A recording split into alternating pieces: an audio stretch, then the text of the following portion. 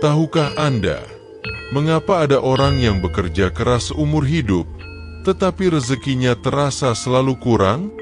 Dan mengapa ada yang hidupnya tampak sederhana, namun hatinya tenang dan jalannya selalu dimudahkan? Eyang Semar pernah berpesan, bukan tenaga yang pertama membuka rezeki, melainkan nafas yang disadari. Dalam video ini, kita akan mendengarkan wejangan Semar tentang rahasia sederhana namun jarang disadari. Mengapa nafas Anda adalah kunci rezeki kehidupan? Sebelum kita mulai, silakan subscribe channel ini, agar Anda tidak ketinggalan wejangan penuh makna lainnya. Dan tuliskan di kolom komentar, nama Anda dan berasal dari kota mana, agar doa dan kebaikan dapat saling mengalir di antara kita. Mari kita mulai dengan menenangkan nafas dan membuka pintu rezeki dari dalam diri.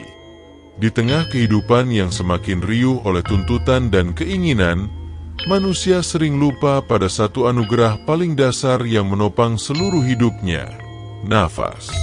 Setiap hari manusia bangun dengan pikiran penuh rencana, target, dan kecemasan.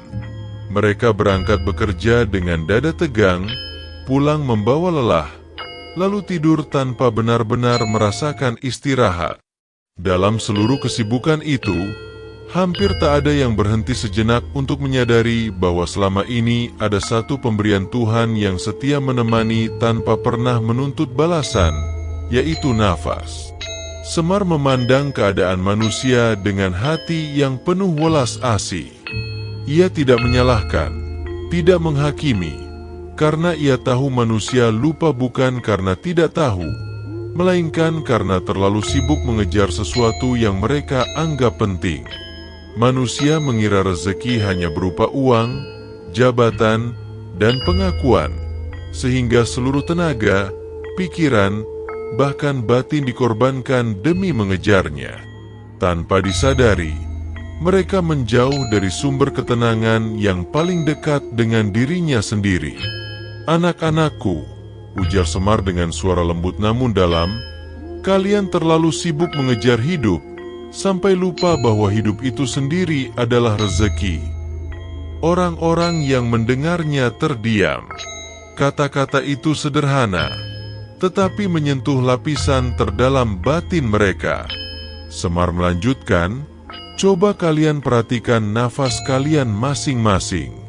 Apakah ia mengalir dengan tenang, atau tertahan oleh pikiran dan kecemasan? Saat kalian merasa hidup berat, sesungguhnya bukan beban yang terlalu besar, melainkan nafas kalian yang terlalu sempit." Ia menjelaskan bahwa nafas adalah jembatan antara tubuh dan jiwa. Ketika nafas mengalir dengan sadar, jiwa ikut tenang. Namun ketika nafas dibiarkan terseret oleh ketakutan dan ambisi, jiwa pun ikut gelisah. Dari kegelisahan itulah muncul rasa kurang, rasa tidak cukup, dan perasaan bahwa hidup selalu tertinggal dari orang lain. Manusia sering mengeluh rezekinya sempit, padahal dada mereka sendiri yang tertutup. Mereka menyalahkan keadaan, menyalahkan nasib, bahkan menyalahkan Tuhan, tanpa pernah bertanya pada diri sendiri, kapan terakhir kali mereka benar-benar mensyukuri nafasnya hari ini? Semar mengingatkan bahwa sejak manusia lahir ke dunia, yang pertama kali menandai hidup bukanlah harta atau kedudukan, melainkan tarikan nafas pertama. Nafas itulah tanda bahwa Tuhan masih berkenan memberi kesempatan. Selama nafas masih ada, selama itu pula pintu kemungkinan belum ditutup. Namun ironisnya, semakin dewasa manusia, semakin jarang ia menghormati nafasnya sendiri. Ketika kecil, kata Semar, manusia tertawa tanpa beban. Nafasnya ringan, tetapi ketika dewasa, nafasnya dipenuhi perhitungan. Takut ini, takut itu. Dari situlah hidup mulai terasa berat. Ia melihat banyak orang bekerja keras siang dan malam, namun batinnya tetap miskin. Bukan miskin harta, melainkan miskin rasa syukur. Mereka memiliki banyak, tetapi selalu merasa kurang. Mereka memiliki pekerjaan, tetapi merasa hidupnya tidak berarti. Semua itu bermula dari satu hal, nafas yang tidak lagi disadari. Nafas yang tidak disadari membuat manusia hidup dalam mode bertahan, bukan menikmati. Setiap hari hanya fokus pada bagaimana caranya tidak jatuh, bukan bagaimana caranya hidup dengan penuh makna. Dalam keadaan seperti itu, rezeki sebesar apapun akan terasa kecil, karena hati yang menerimanya sudah lebih dulu sempit. Semar menegaskan bahwa rezeki tidak selalu datang dalam bentuk tambahan, melainkan seringkali dalam bentuk kesadaran. Kesadaran bahwa apa yang dimiliki hari ini sudah cukup untuk disyukuri. Kesadaran bahwa hidup tidak harus selalu berlari, karena bernafas dengan tenang pun sudah merupakan bentuk keberhasilan. Orang yang lupa pada nafasnya, ujar Semar, akan selalu merasa dikejar waktu dan keadaan. Tetapi orang yang bersahabat dengan nafasnya akan merasa hidup berjalan bersamanya. Ia mengajak manusia untuk berhenti sejenak dari kebiasaan mengeluh, bukan untuk menyangkal kesulitan, tetapi untuk melihat hidup dari sudut pandang yang lebih jernih. Kesulitan memang ada, namun nafas yang masih berhembus adalah tanda bahwa kekuatan untuk melewatinya juga masih ada. Dalam bab pertama ini, Semar tidak memberikan rumus rumit atau amalan yang berat. Ia hanya mengajak manusia kembali ke kesadaran paling dasar, menyadari nafas sebagai anugerah, menyadari bahwa setiap tarikan nafas adalah bukti kasih Tuhan yang terus bekerja, meski sering tidak disadari. Dari kesadaran itulah, perlahan-lahan batin akan melonggar. Dan ketika batin mulai longgar, rezeki tidak lagi terasa jauh. Ia hadir dalam bentuk ketenangan, kecukupan, dan keyakinan bahwa hidup, apapun keadaannya, masih layak dijalani dengan penuh rasa syukur. Dan di sanalah, perjalanan menuju rezeki sejati pun dimulai. Setelah manusia mulai menyadari bahwa nafas sering dilupakan, Semar membawa wejangan ke lapisan yang lebih dalam. Ia tidak ingin manusia sekadar tahu, tetapi benar-benar mengerti makna nafas dalam hidupnya. Sebab menurut Semar, banyak orang sadar bahwa mereka bernafas, namun tidak sadar bahwa setiap nafas adalah izin untuk terus hidup. Semar berkata dengan suara pelan namun tegas, "Anak-anakku, tidak semua orang yang tidur akan terbangun kembali. Tidak semua yang terlelap malam ini masih diberi kesempatan membuka mata esok pagi. Maka ketika engkau terbangun dan nafasmu masih mengalir, sesungguhnya engkau sedang menerima izin hidup yang baru." Banyak orang mengira hidup berjalan otomatis. Bangun, bekerja, makan, tidur, lalu mengulanginya kembali esok hari. Rutinitas itu membuat manusia lupa bahwa hidup bukan kewajiban Tuhan, melainkan kemurahannya. Nafas yang masih berhembus bukan hak yang bisa dituntut, tetapi titipan yang bisa diambil kapan saja. Semar melihat bahwa sumber kegelisahan manusia adalah anggapan bahwa hidup ini pasti. Karena merasa hidup pasti, manusia menunda syukur. Karena merasa waktu masih panjang, manusia menunda kebaikan. Padahal nafas tidak pernah berjanji akan kembali setelah ia pergi. Jika hidup kau anggap pasti, ujar Semar, maka kau akan berani menyia-nyiakannya.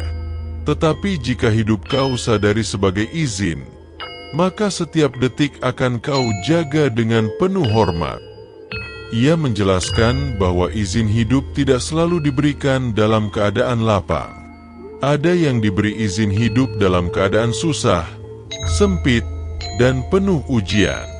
Namun menurut Semar, itu bukan tanda penolakan, melainkan tanda kepercayaan. Sebab Tuhan tidak akan memperpanjang hidup seseorang tanpa maksud. Banyak manusia mengeluh, "Mengapa hidup saya berat?" Semar menjawab dengan lembut, "Karena hidupmu masih dibutuhkan.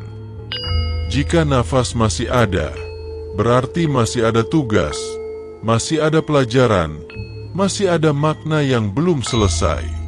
Rezeki bukan selalu tentang menerima, tetapi juga tentang menjalani. Menjalani hidup dengan sabar adalah bentuk rezeki yang sering tidak disadari. Semar mengingatkan bahwa orang yang terus mengeluh tentang hidupnya sejatinya sedang mempersoalkan izin yang masih diberikan. Padahal tidak sedikit jiwa yang berharap kembali ke dunia, meski hanya untuk satu tarikan nafas, namun kesempatan itu tidak lagi ada. "Nafasmu hari ini," kata Semar, "adalah doa yang sudah dikabulkan, bahkan sebelum kau memintanya." Namun karena manusia terbiasa melihat ke atas dan ke samping, ia lupa melihat ke dalam. Ia mengukur hidupnya dengan milik orang lain, bukan dengan nikmat yang masih ia genggam.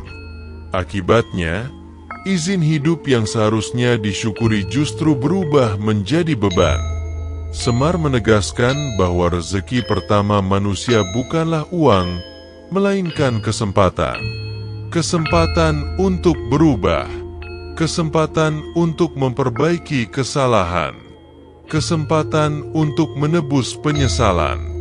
Dan semua kesempatan itu hanya mungkin selama nafas masih berhembus. Orang yang menyadari bahwa hidup adalah izin, akan menjalani hari dengan lebih hati-hati. Ia tidak sembarang marah, tidak mudah meremehkan, dan tidak ringan menyakiti. Sebab ia tahu, bisa jadi itu adalah hari terakhirnya bertemu dengan orang-orang di sekitarnya. Sebaliknya, orang yang lupa bahwa hidup adalah izin akan hidup dalam keangkuhan. Ia merasa waktunya tak terbatas, sehingga menunda kebaikan dan membiarkan keburukan tumbuh. Ia lupa bahwa nafas tidak bisa dinegosiasikan. Semar juga mengajarkan bahwa izin hidup tidak selalu berarti panjang umur, tetapi berarti cukup umur. Ada yang hidup lama namun hampa, ada yang hidup singkat namun penuh makna. Semua itu ditentukan oleh bagaimana seseorang memanfaatkan nafas yang diizinkan kepadanya. "Jika hari ini engkau masih bernafas," ujar Semar, "itu bukan kebetulan. Itu adalah kesempatan yang harus dijawab, bukan hanya dinikmati." Menjawab izin hidup berarti hidup dengan kesadaran. Sadar bahwa setiap tarikan nafas membawa tanggung jawab.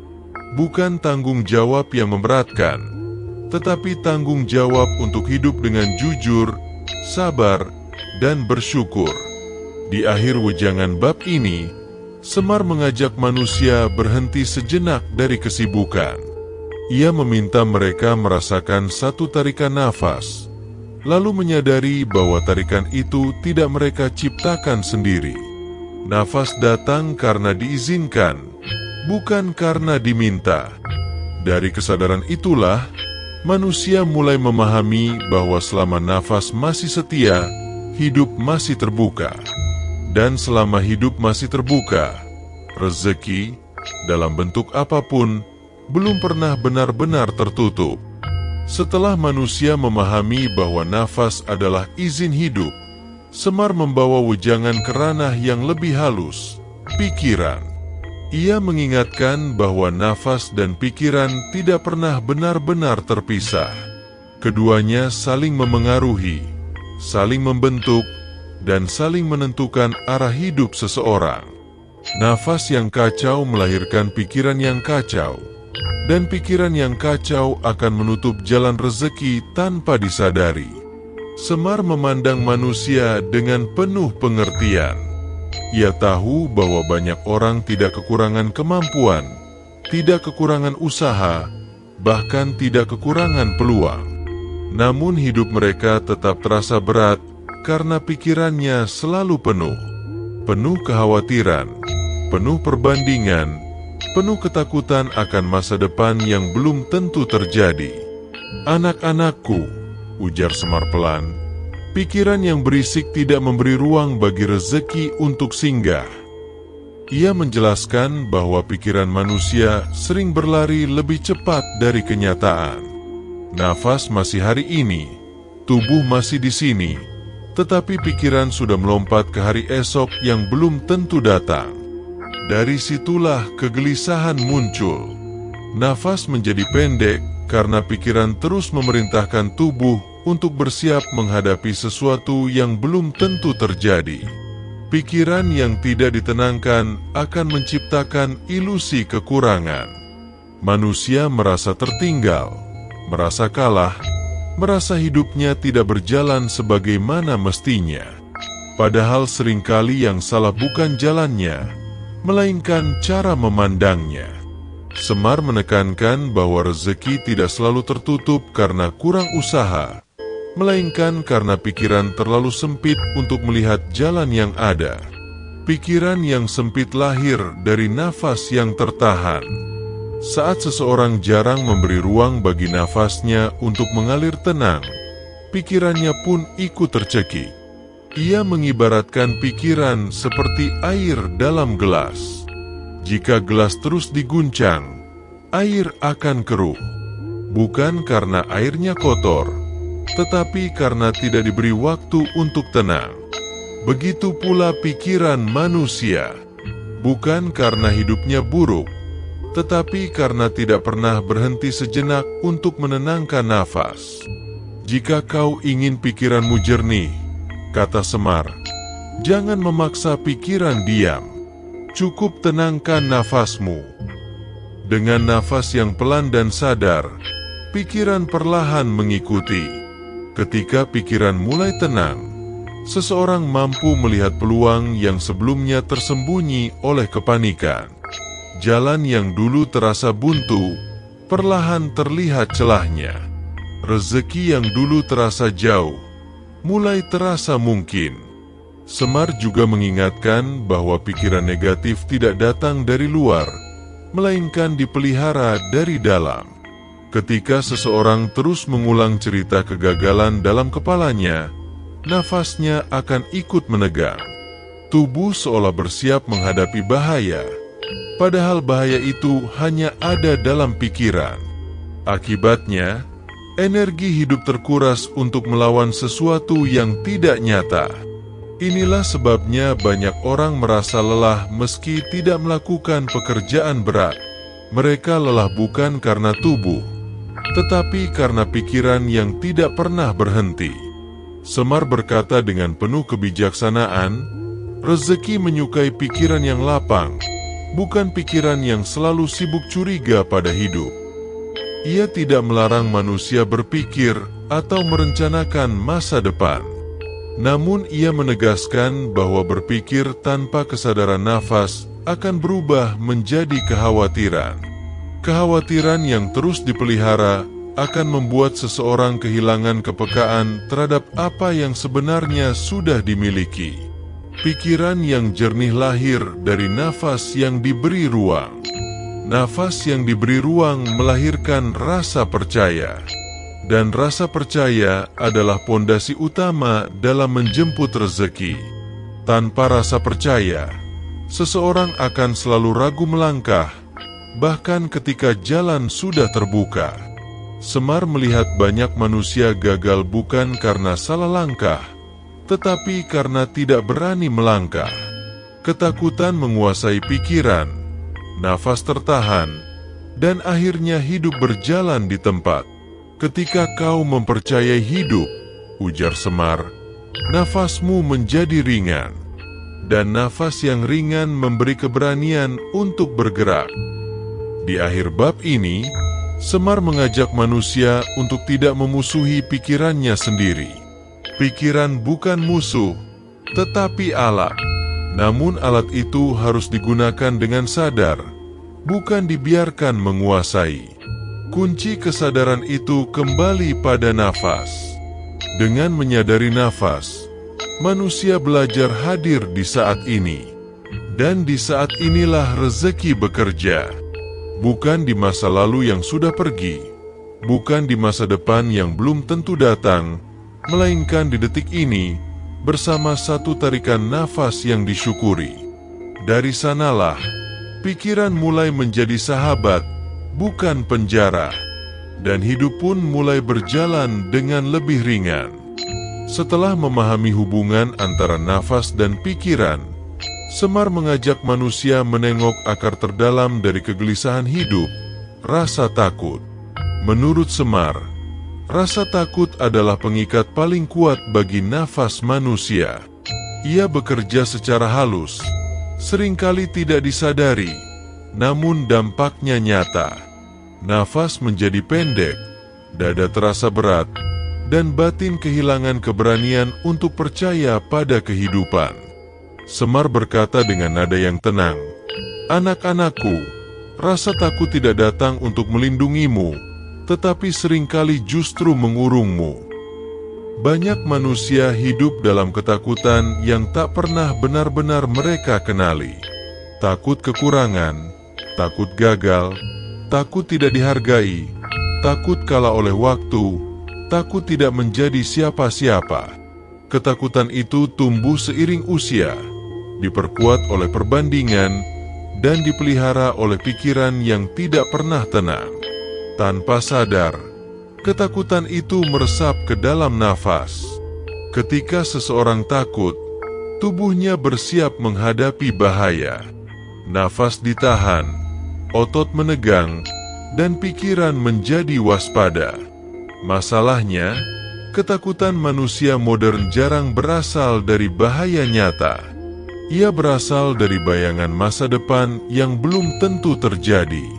Namun tubuh tidak bisa membedakan mana ancaman nyata dan mana ancaman pikiran. Akibatnya, tubuh terus hidup dalam keadaan siaga yang melelahkan. Semar melihat bahwa banyak orang bekerja bukan karena cinta, tetapi karena takut. Takut miskin, takut dianggap gagal, takut tidak diakui. Pekerjaan yang dilakukan dengan rasa takut akan menguras nafas. Nafas yang terkuras akan menghilangkan rasa ikhlas. Dan ketika ikhlas hilang, rezeki yang datang terasa pahit, bukan nikmat. Rezeki tidak suka dipaksa, ujar Semar. Ia datang kepada hati yang percaya, bukan kepada hati yang dikejar-kejar rasa takut. Ia menjelaskan bahwa rasa takut membuat manusia menutup diri. Ketika ada peluang, ia ragu. Ketika ada jalan, ia bimbang. Ketika ada bantuan, ia curiga. Semua itu bukan karena peluangnya buruk, melainkan karena hatinya sudah lebih dulu dikunci oleh ketakutan. Semar menekankan bahwa rasa takut sering menyamar sebagai kehati-hatian. Padahal keduanya berbeda. Kehati-hatian lahir dari kesadaran, sedangkan ketakutan lahir dari ketidakpercayaan. Kehati-hatian membuat langkah mantap, ketakutan membuat langkah tertahan. Nafas adalah cermin dari perbedaan itu. Nafas orang yang berhati-hati tetap tenang, sedangkan nafas orang yang takut selalu tergesa atau tertahan. Dari nafas itulah hidup seseorang diarahkan. Semar mengajak manusia untuk jujur pada dirinya sendiri. Mengakui rasa takut bukanlah kelemahan, melainkan langkah awal menuju kebebasan batin. Selama rasa takut disangkal, ia akan terus bekerja di balik layar, mengendalikan keputusan dan menguras energi hidup. "Akui ketakutanmu," kata Semar, lalu temani ia dengan nafas yang sadar. Jangan dilawan, jangan dipelihara. Dengan menemani rasa takut melalui nafas, manusia belajar bahwa ketakutan tidak sebesar yang dibayangkan. Ia hanya gelombang batin yang datang dan pergi. Nafas yang tenang membantu seseorang bertahan di tengah gelombang itu tanpa tenggelam. Semar juga mengingatkan bahwa banyak orang kehilangan rezeki bukan karena tidak mampu, tetapi karena takut mencoba, takut memulai, takut salah, takut dinilai. Padahal rezeki seringkali berada di balik langkah pertama yang berani. Keberanian, ujar Semar, bukan berarti tidak takut. Keberanian adalah tetap bernafas tenang meski takut masih ada. Ia mengajarkan bahwa setiap kali rasa takut datang, jangan langsung diikuti. Beri jarak, tarik nafas perlahan. Rasakan bahwa meski takut hadir, hidup tetap berjalan. Dari pengalaman itulah kepercayaan tumbuh. Kepercayaan pada hidup adalah fondasi rezeki. Tanpa kepercayaan, manusia akan selalu merasa kurang aman, meski memiliki banyak. Dengan kepercayaan, manusia merasa cukup, meski dalam keterbatasan. Di akhir bab ini, Semar menutup dengan pesan yang dalam. Rasa takut mengikat nafas, dan nafas yang terikat mengikat rezeki. Tetapi nafas yang dibebaskan akan membebaskan hidup. Ia mengajak manusia untuk tidak lagi menjalani hidup dengan dikejar bayangan masa depan. Sebab masa depan tidak bisa ditarik dengan ketakutan, tetapi disambut dengan kepercayaan.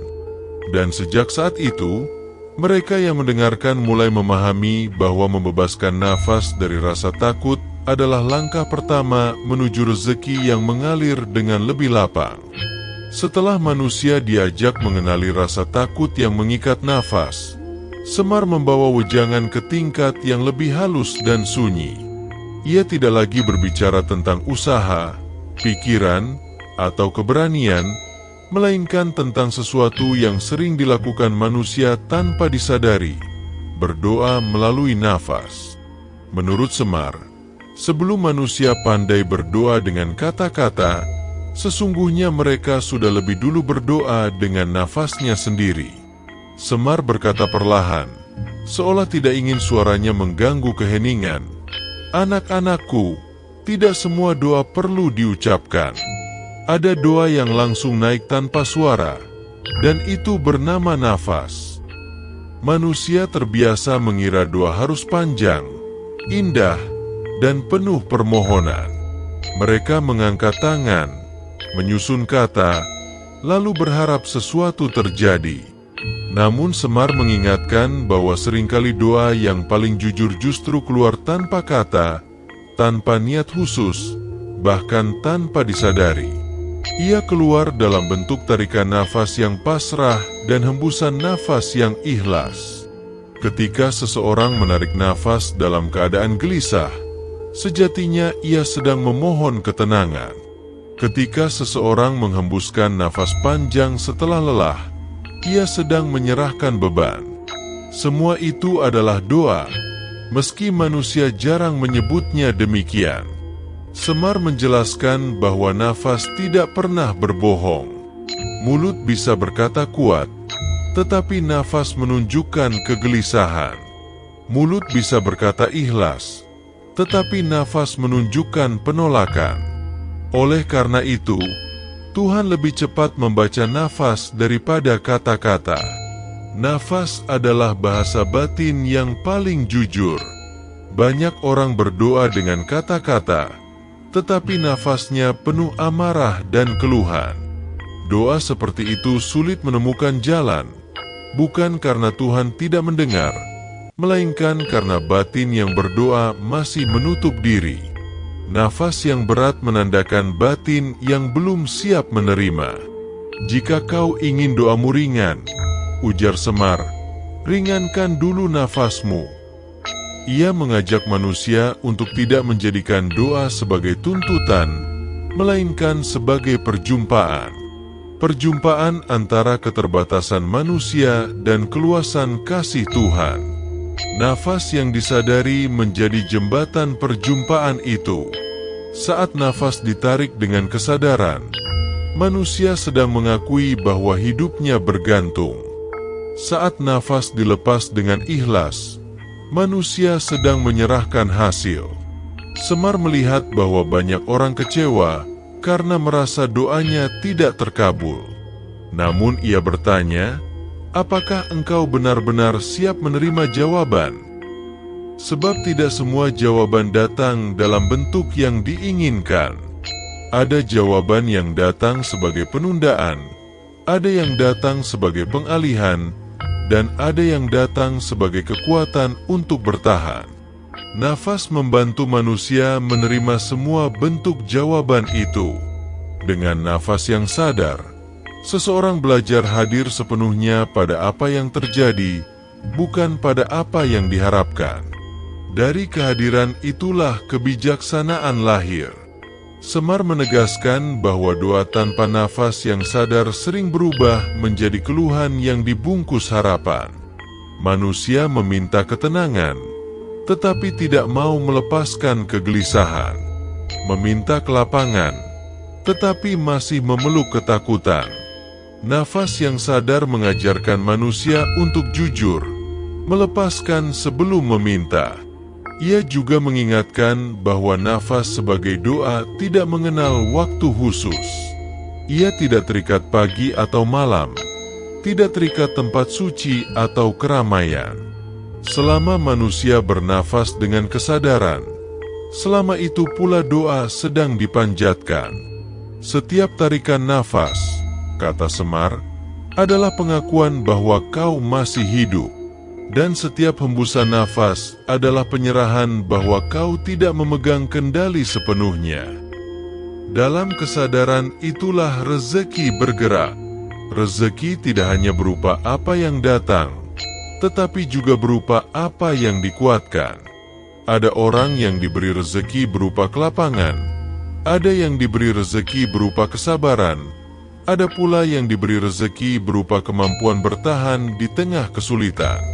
Semar menolak anggapan bahwa doa harus selalu menghasilkan perubahan keadaan. Terkadang doa hadir untuk mengubah cara pandang.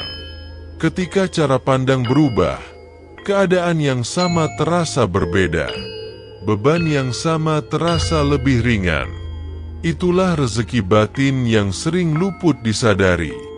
Di akhir bab ini, Semar mengajak manusia untuk memulai hari bukan dengan keluhan, melainkan dengan satu tarikan nafas yang disadari. Tidak perlu kata-kata, cukup kesadaran bahwa hari ini masih diberi hidup. Dari sanalah doa bekerja, tanpa suara, namun penuh kuasa. Dan sejak itu, mereka yang memahami mulai menyadari bahwa setiap nafas yang disyukuri adalah doa yang sudah dijawab, bahkan sebelum diminta. Setelah manusia memahami bahwa nafas adalah doa tanpa kata, Semar membawa wejangan ke inti yang sering menjadi sumber kegelisahan hidup, rasa tidak pernah cukup. Menurut Semar, banyak rezeki tertutup bukan karena hidup terlalu sempit, melainkan karena hati terlalu penuh oleh keinginan yang tak selesai. Nafas pun ikut menanggung beban itu. Semar berkata dengan suara yang tenang namun menusuk kesadaran, "Anak-anakku, orang yang tidak pernah merasa cukup, sesungguhnya sedang kehabisan nafas meski masih hidup." Rasa tidak cukup membuat manusia selalu berlari. Ketika satu keinginan tercapai, muncul keinginan lain. Ketika satu tujuan diraih, muncul perbandingan baru. Hidup menjadi rangkaian kejar-kejaran yang tak berujung. Nafas pun tidak pernah benar-benar beristirahat. Ia terus dipaksa mengikuti irama keinginan yang semakin cepat. Semar melihat bahwa banyak orang memiliki lebih dari cukup, namun hidupnya tetap terasa miskin. Miskin ketenangan, miskin rasa syukur, miskin kebahagiaan. Semua itu bukan karena kurang rezeki, tetapi karena hati tidak pernah singgah pada rasa cukup. Rasa cukup, ujar Semar, bukan berarti berhenti berusaha, melainkan berhenti menyiksa diri. Ia menegaskan bahwa rasa cukup tidak mematikan cita-cita, justru menyehatkannya. Orang yang merasa cukup melangkah dengan tenang, bukan dengan panik. Nafasnya mengalir lebih dalam, pikirannya lebih jernih, dan langkahnya lebih mantap. Dari sanalah rezeki menemukan jalannya. Sebaliknya, orang yang terus merasa kurang akan membawa kekurangan itu kemanapun ia pergi. Meski berada di tempat lapang, hatinya tetap sempit.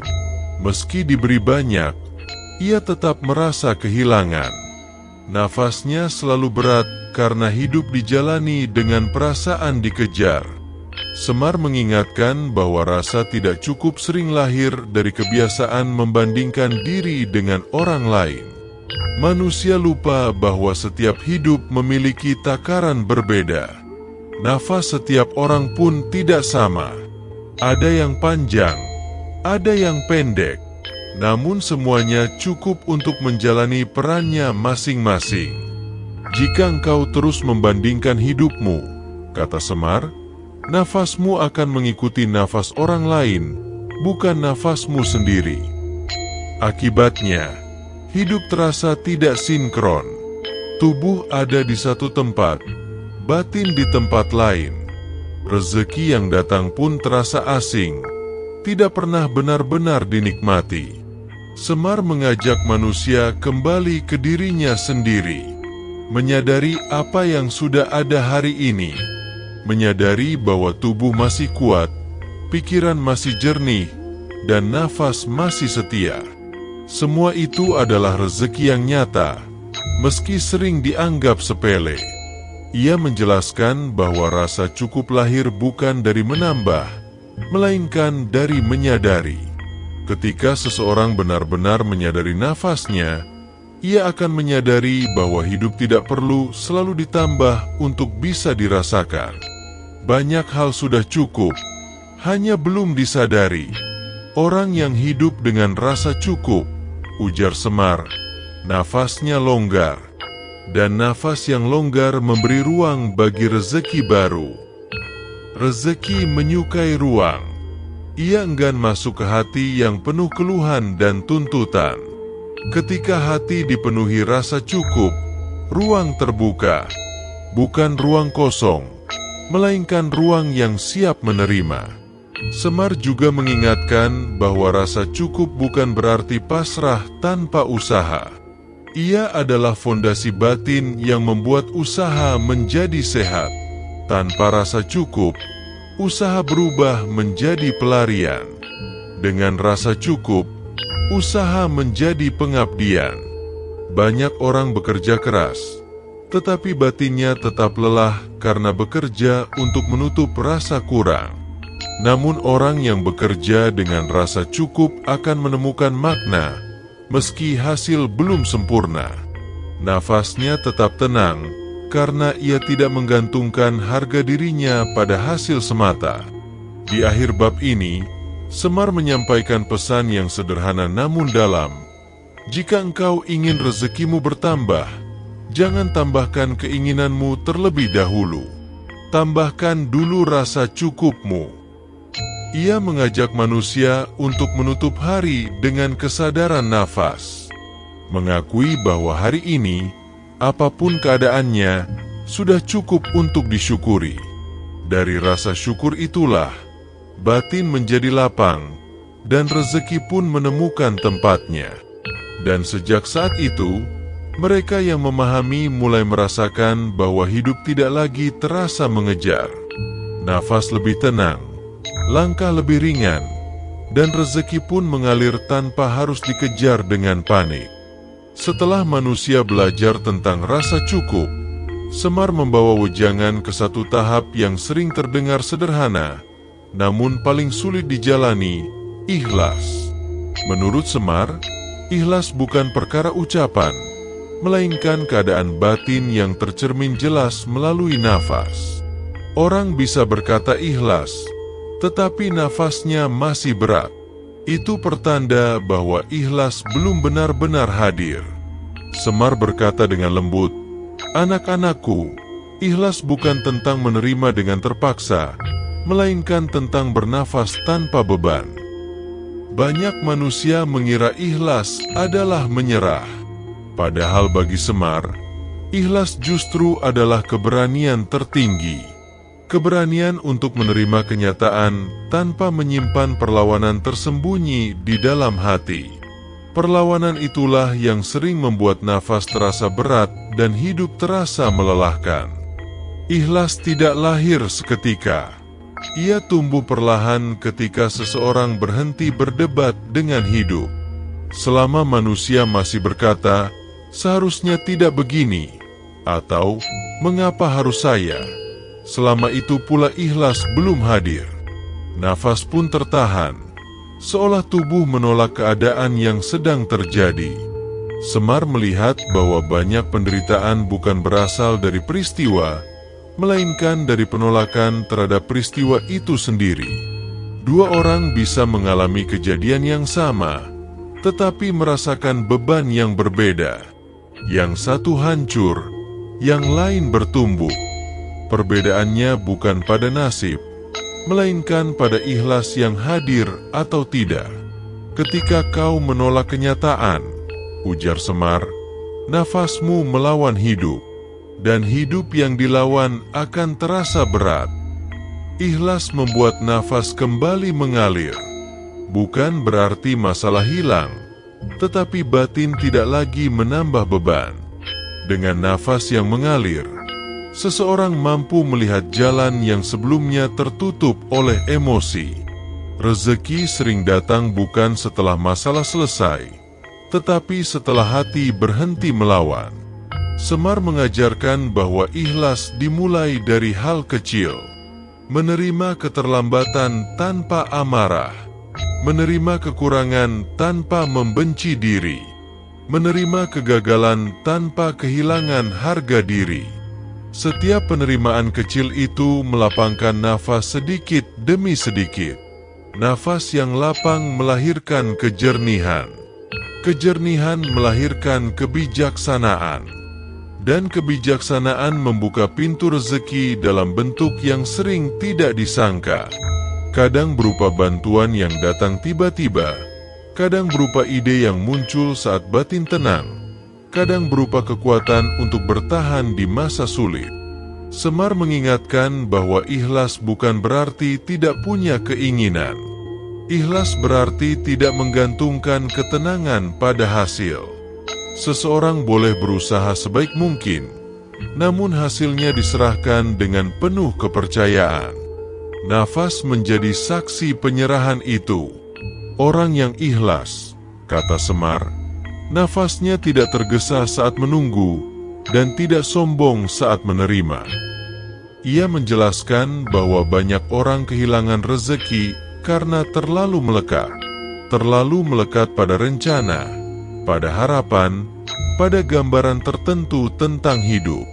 Ketika kenyataan tidak sesuai, nafas langsung menegang, hati mengeras, dan rezeki menjauh. Ikhlas melunakkan keterikatan itu. Ia membuat manusia lentur. Ketika satu pintu tertutup, ia tidak memaksa, melainkan mencari jendela lain. Nafas yang ikhlas membuat seseorang tidak kehabisan tenaga oleh kekecewaan. Semar juga menyinggung tentang ikhlas dalam memberi. Banyak orang memberi dengan tangan, tetapi menuntut dengan hati. Nafasnya menunjukkan harapan balasan. Ikhlas sejati dalam memberi ditandai oleh nafas yang tetap tenang, baik dibalas maupun tidak. Memberi dengan ikhlas, ujar Semar, adalah cara tercepat melapangkan nafas dan membuka rezeki. Bukan karena memberi membuat kaya secara langsung, tetapi karena memberi membersihkan batin dari keterikatan. Batin yang bersih adalah tempat paling nyaman bagi rezeki untuk singgah. Di akhir bab ini, Semar mengajak manusia merenung. Ia meminta mereka mengingat satu peristiwa yang paling sulit diterima dalam hidup, lalu bertanya dengan jujur pada diri sendiri, apakah nafas masih menolak peristiwa itu, Atau sudah mulai berdamai? Jika nafasmu sudah bisa mengalir saat mengingatnya, kata Semar, itu tanda ikhlas mulai tumbuh. Dan ketika ikhlas tumbuh, hidup tidak lagi terasa melawan. Nafas menjadi sahabat, bukan beban. Rezeki pun tidak lagi terasa jauh, karena ia datang pada hati yang sudah siap menerima apapun bentuknya. Setelah manusia diajak memahami ikhlas, Semar melanjutkan wejangan ke sikap batin yang menjadi penjaga utama aliran rezeki, sabar. Menurut Semar, sabar bukanlah diam tanpa daya, melainkan kemampuan untuk tetap bernafas tenang di tengah proses yang belum selesai. Banyak manusia gagal bukan karena tidak mampu, melainkan karena tidak sabar menjalani waktunya sendiri. Semar berkata dengan suara yang dalam dan penuh kasih, "Anak-anakku, sabar itu bukan menunggu tanpa gerak, tetapi berjalan tanpa tergesa." Manusia sering ingin hasil datang secepat mungkin. Ketika hasil terlambat, nafas pun berubah. Ia menjadi pendek, gelisah, dan penuh tuntutan. Dari sanalah emosi muncul, keputusan menjadi terburu-buru, dan jalan rezeki yang semula terbuka justru tertutup oleh kesalahan langkah. Semar melihat bahwa waktu adalah ujian paling halus dalam hidup manusia. Ujian ini tidak melukai tubuh, tetapi menguras batin. Orang yang tidak sabar akan terus merasa hidupnya tertinggal, meski sebenarnya ia sedang berjalan sesuai takarannya sendiri. Nafas orang yang sabar, ujar Semar, mengikuti irama hidup, bukan memaksanya. Ia menjelaskan bahwa setiap proses memiliki waktu matang. Seperti buah yang dipetik terlalu dini, hasil yang dipaksakan sering terasa pahit. Namun manusia sering tidak mau menunggu rasa manis itu tiba. Mereka menarik nafas dengan tegang, seolah hidup harus segera memberi jawaban. Sabar membuat nafas panjang. Nafas yang panjang memberi ruang bagi pikiran untuk jernih. Dengan pikiran jernih, seseorang mampu melihat bahwa keterlambatan seringkali adalah perlindungan, bukan penolakan. Ada hal yang belum siap, ada pelajaran yang belum selesai. Semar mengingatkan bahwa rezeki yang datang terlalu cepat sering membuat manusia lalai. Sedangkan rezeki yang datang setelah kesabaran sering membawa kebijaksanaan. Dari sanalah rezeki tidak hanya dinikmati, tetapi dijaga. Banyak orang berhenti di tengah jalan bukan karena jalan itu buntu, melainkan karena lelah menunggu. Nafas yang tidak sabar menguras tenaga lebih cepat daripada kerja keras itu sendiri. Itulah sebabnya banyak orang merasa capek meski belum berjalan jauh. Jika kau kelelahan oleh penantian, kata Semar, periksa nafasmu, bukan langkahmu. Ia mengajarkan bahwa sabar dimulai dari menerima ritme hidup. Ada hari cepat, ada hari lambat, ada masa terang, ada masa gelap. Semua itu bagian dari perjalanan. Nafas yang sabar membantu manusia bertahan tanpa kehilangan arah. Semar juga menyinggung tentang sabar terhadap diri sendiri. Banyak manusia keras pada dirinya, menuntut lebih dari yang mampu dijalani. Mereka lupa bahwa pertumbuhan membutuhkan waktu. Nafas menjadi berat karena terus dibandingkan dengan pencapaian orang lain.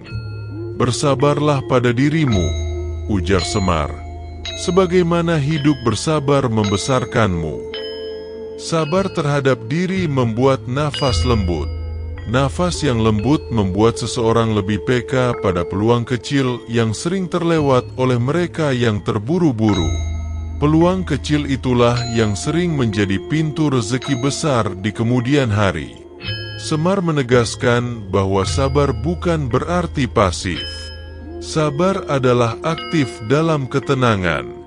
Tetap bergerak, tetap berusaha, tetapi tanpa desakan yang merusak batin. Nafas menjadi penanda apakah seseorang sedang sabar atau sedang memaksa. Di akhir bab ini, Semar mengajak manusia untuk menutup mata sejenak dan merasakan nafasnya.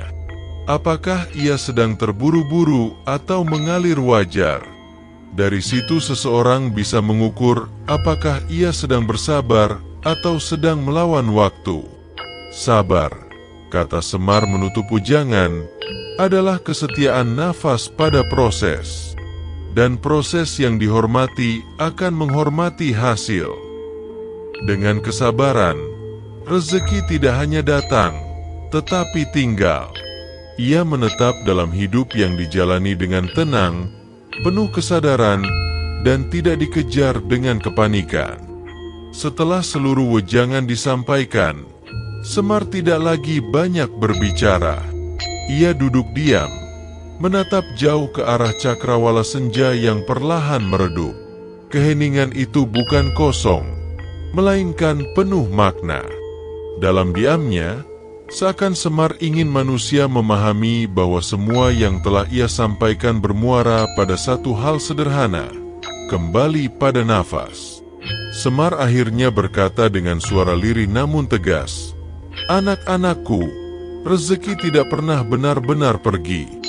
Manusialah yang sering pergi meninggalkan dirinya sendiri." Ia mengingatkan bahwa sejak awal kehidupan hingga akhir nanti, nafas adalah satu-satunya sahabat yang setia.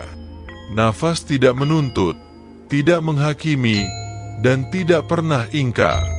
Ia hadir dalam suka maupun duka, dalam lapang maupun sempit. Namun justru karena kesetiaannya itulah, manusia sering menganggapnya biasa. Padahal, menurut Semar, rezeki selalu pulang ke tempat di mana nafas dihormati. Orang yang menghormati nafasnya akan menghormati hidup. Orang yang menghormati hidup tidak akan tergesa, tidak akan serakah, dan tidak akan memusuhi keadaannya sendiri. Dari sikap itulah, hidup menjadi ladang yang subur bagi rezeki dalam berbagai bentuknya. Semar menegaskan bahwa rezeki bukan hanya apa yang masuk ke tangan, tetapi juga apa yang menguatkan hati. Ada orang yang hartanya bertambah, tetapi jiwanya habis. Ada pula yang hartanya sederhana, tetapi jiwanya utuh. Menurut Semar, rezeki sejati adalah yang membuat hidup bisa dijalani dengan tenang, bukan sekadar terlihat berhasil. Nafas yang tenang, ujar Semar, adalah tanda bahwa rezekimu sedang bekerja, meski belum terlihat oleh mata. Ia mengingatkan bahwa manusia sering keliru menilai keberkahan. Mereka mengira keberkahan selalu tampak besar dan gemerlap. Padahal seringkali keberkahan hadir dalam bentuk kecil namun konsisten. Kesehatan yang terjaga, keluarga yang menguatkan, pikiran yang jernih, dan hati yang tidak putus asa. Semar berkata, "Jika nafasmu masih bisa kau syukuri, maka hidupmu belum pernah benar-benar miskin." Dalam perjalanan hidup, akan selalu ada masa di mana rezeki terasa lambat, usaha terasa berat, dan doa terasa sunyi. Namun Semar berpesan agar manusia tidak menilai hidupnya dari satu potongan waktu. Sebab hidup adalah rangkaian panjang yang tidak bisa dipahami hanya dari satu titik kesulitan. Nafasmu hari ini, kata Semar, bisa jadi sedang menyiapkan rezeki untuk hari yang belum kau lihat. Ia mengajak manusia untuk tidak menjadikan hidup sebagai medan perang melawan keadaan. Hidup bukan musuh yang harus ditaklukkan, melainkan perjalanan yang harus disadari. Nafas yang disadari membuat manusia tidak kehilangan arah meski jalan berliku. Semar juga mengingatkan bahwa ketika manusia terlalu sibuk mengejar rezeki, mereka sering kehilangan kemampuan untuk menerimanya. Hati menjadi kaku, pikiran menjadi sempit, dan nafas menjadi berat. Rezeki yang datang pun terasa hambar karena diterima dengan kelelahan, bukan dengan rasa syukur. Rezeki, ujar Semar, lebih suka disambut daripada dikejar. Menyambut rezeki berarti membuka diri. Membuka diri berarti melapangkan nafas. Dan melapangkan nafas berarti mempercayai hidup. Kepercayaan itulah yang membuat manusia tidak mudah goyah oleh keadaan. Di penghujung wejangan, Semar menyampaikan pesan terakhir yang menjadi inti dari semuanya. Jika suatu hari kau merasa hidupmu gelap, jangan langsung mencari cahaya keluar. Duduklah sejenak. Sadari nafasmu. Di sanalah cahaya pertama menyala. Ia menegaskan bahwa nafas bukan sekadar alat bertahan hidup, melainkan jalan pulang menuju kesadaran. Ketika manusia kembali sadar pada nafasnya, ia kembali sadar pada dirinya. Dan ketika ia sadar pada dirinya, rezeki tidak lagi terasa jauh, karena rezeki sejati memang selalu berangkat dari dalam. Semar pun berdiri perlahan. Ia tidak membawa janji kemewahan, tidak pula memberikan jalan pintas. Ia hanya meninggalkan satu kunci sederhana yang bisa digunakan siapa saja, kapan saja, tanpa biaya apapun, kesadaran akan nafas. Dan sejak saat itu, mereka yang mendengarkan mulai menjalani hidup dengan cara berbeda. Mereka tetap bekerja, tetap berusaha, tetap berdoa. Namun kini, semua dilakukan dengan nafas yang lebih tenang, hati yang lebih lapang, dan pikiran yang tidak lagi dikejar rasa takut. Karena mereka telah memahami satu kebenaran sederhana namun mendalam. Selama nafas masih setia, rezeki tidak pernah benar-benar pergi. Dan di sanalah wejangan Semar berakhir, bukan sebagai penutup, melainkan sebagai awal perjalanan baru menuju hidup yang lebih sadar, lebih cukup, dan lebih berkah.